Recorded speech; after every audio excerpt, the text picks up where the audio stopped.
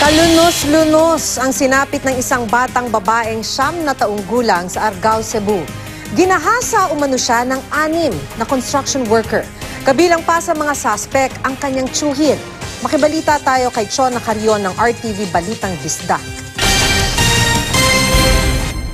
Umiiyak pa ang 9 na taong gulang na babae nang dumulog sa tanggapan ng mga pulis sa Argao, Cebu.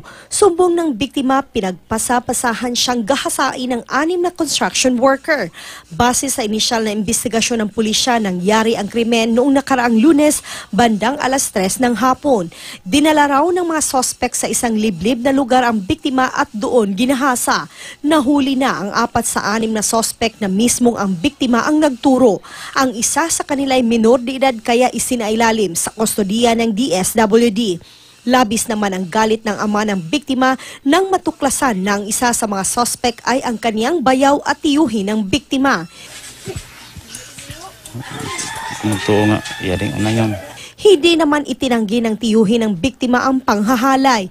Inamin din niyang 8 taong gulang pa lang noon ang biktima ay pinagsasamantalahanan niya. Nahigda ko kaya nakainom ko.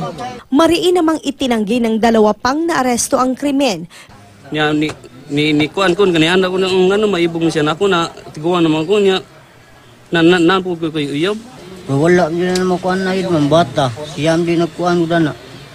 Yang kuan siya makuan. Siya ra gyud nagkuan na. Panturo lang mga bata.